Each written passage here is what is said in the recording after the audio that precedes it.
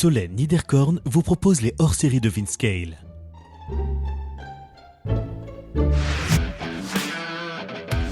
Mes discussions au France Digital Day. Astrid Fockens, directrice associée chez Impact Partners. Alors clairement, en Allemagne, il y a beaucoup plus de fonds à impact environnementaux. Et on a, de par ce fait, un positionnement qui est absolument unique, puisqu'on regarde les deux, et qu'on ne fait pas d'investissement si le projet environnemental n'a pas d'impact social.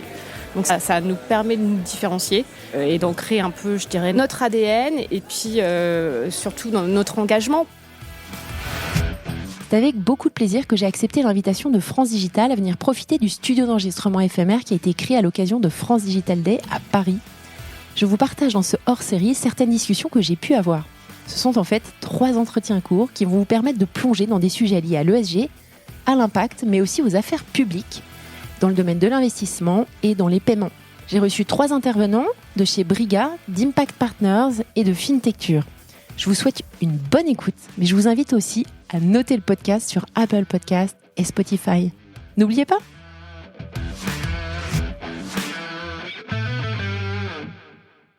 Bonjour à tous, bonjour Astrid. Bonjour Solène. On se retrouve sur le studio mis à disposition par France Digital au cours du France Digital Day, donc je te souhaite la bienvenue. Merci. Est-ce que tu pourrais te présenter, nous parler un petit peu de ton parcours chez Impact Partners ? Ok. Bon, donc Astrid Fockens, je suis directrice associée chez Impact Partners. Alors Impact Partners, c'est une société de gestion qui a été vraiment précurseur dans l'investissement impact en Europe. Ouais. La société, elle a été créée en 2007, suite aux émeutes dans les quartiers de 2005. Ok. L'histoire se répète. Et la conviction, c'était que l'entrepreneuriat peut contribuer à créer une société juste et durable. Alors le premier fonds était vraiment dédié à la création d'entreprises dans les quartiers prioritaires de la ville, Ouais. afin de pouvoir créer des jobs. Ça, c'est vraiment qui a l'ADN. créé Impact Partners ? Alors, qui a créé c'est 80 grands entrepreneurs français. D'accord. Et donc aujourd'hui, nous finissons de déployer notre fonds numéro 4, donc on a bien grandi. La thèse d'impact aujourd'hui, c'est réduire les inégalités sociales en Europe. Et donc on est notamment sur des sujets de formation, d'emploi et d'accès aux soins. Alors on investit dans des sociétés européennes en croissance de plus de 5 millions d'euros ou des sociétés en transmission qui sont rentables de plus de 10 millions d'euros. D'accord. Et en fait, du coup, comme on investit en Europe, on a, ces dernières années, ouvert des bureaux, notamment en Allemagne, à Francfort, à Copenhague au Danemark, à Barcelone en Espagne. On est à Paris, évidemment, et on est en train d'ouvrir nos bureaux à Milan. Alors comment ta fonction a évolué, toi ? Ou tu as rejoint en tant que partenaire, directrice associée ? Voilà, exactement. Moi, j'ai rejoint donc, en tant que directrice associée il y a 4 ans, Impact Partners. Sur l'Europe, moi, j'ai un parcours international. J'ai travaillé en opérationnel dans différentes scale-up sur des rôles Europe, Moyen-Orient, Afrique. Et donc, j'ai rejoint Impact Partners justement au moment où le fonds voulait s'ouvrir à l'international et chercher des profils un petit peu différents. Et moi, j'ai un parcours assez opérationnel. Donc, mon job, c'est de trouver des entreprises, d'investir, des accompagner selon de leur période chez Impact Partners. Alors, tu parlais de la typologie des entreprises dans lesquelles vous investissiez. Est-ce que tu pourrais nous donner quelques exemples d'investissements phares que vous avez faits et que tu disais accompagner ? Donc, concrètement, comment tu les as accompagnés ? Je vais vous donner quelques exemples, peut-être dans les 3 verticales. Donc, Live Mentor, dans la formation à l'entrepreneuriat, notamment sur des cibles qui habitent dans des quartiers prioritaires de la ville ou bien des femmes qui sont en reconversion. On a également Vélogic en portefeuille. Donc Vélogic, qui est une société qui est spécialisée dans la maintenance des vélos électriques, mais qui emploie des techniciens, notamment en insertion. Et puis il y a un autre exemple, ce serait par exemple OxyLife, dans le maintien à domicile des personnes âgées et en situation de handicap. Donc là, on est vraiment sur les 3 grandes thématiques qui nous tiennent à cœur.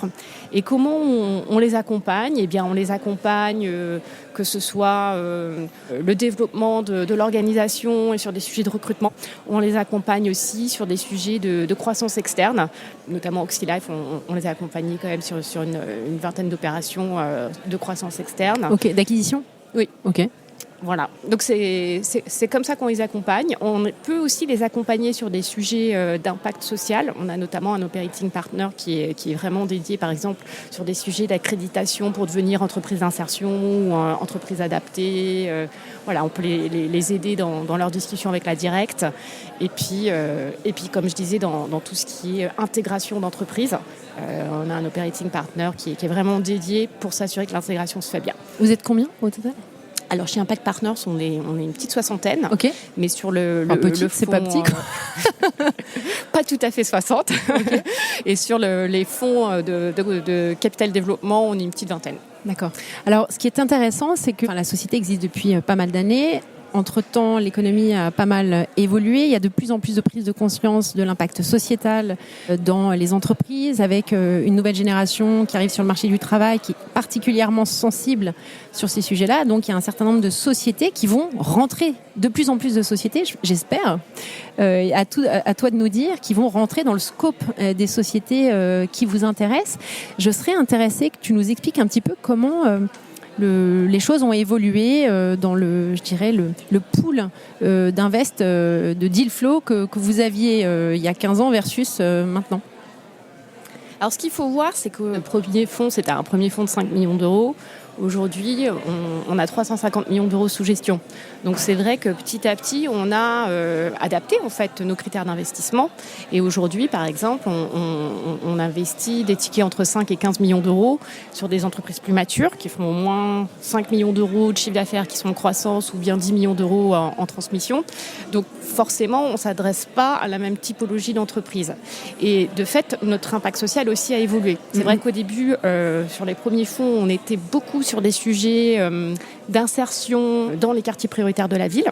Et puis petit à petit, on s'est ouvert au sujet de la formation et de l'insertion. On a ouvert les populations fragiles. On a commencé à regarder les personnes en situation de handicap.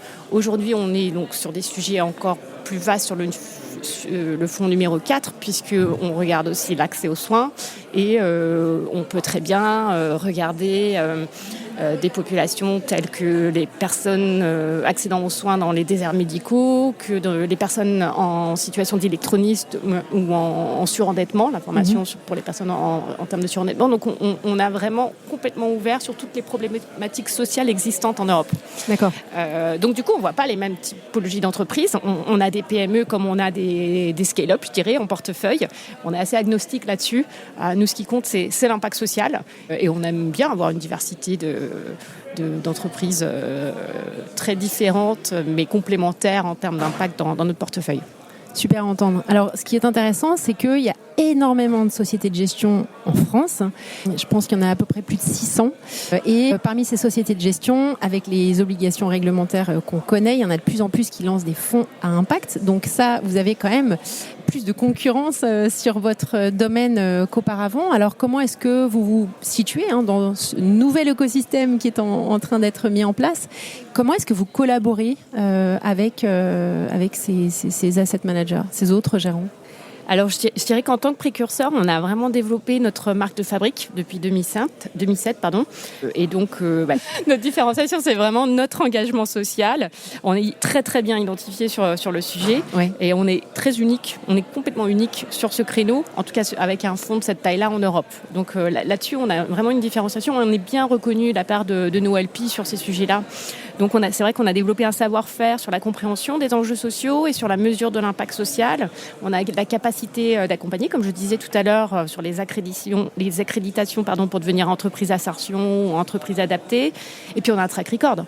Oui. On en a notre 5e fonds. En 2007, il n'y a personne qui parlait d'impact investing. Ça n'existait pas. Ouais. Ce terme n'existait pas. Nous, aujourd'hui, on a prouvé que c'était possible d'allier impact et retour sur investissement, alors que il y a 15 ans, personne ne croyait que c'était possible. Donc voilà, je pense que là-dessus, on a... Donc, tu penses plutôt le track record? Le track record et le savoir-faire. Et puis, il y a un positionnement unique.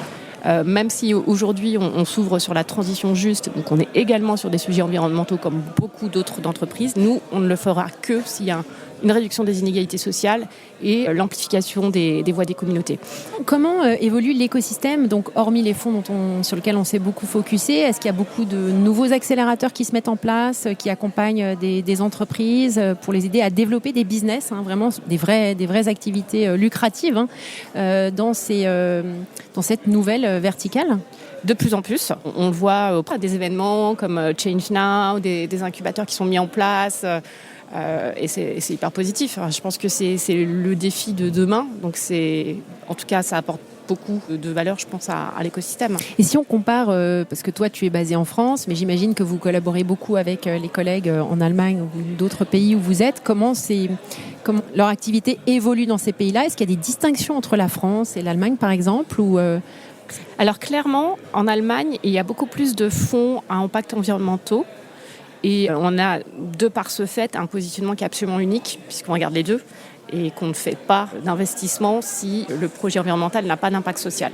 Donc ça nous permet de nous différencier et d'ancrer un peu, je dirais, notre ADN et puis surtout notre engagement, parce que en fait, nous, on est persuadés que la transition écologique ne se fera pas si on laisse les gens sur le côté.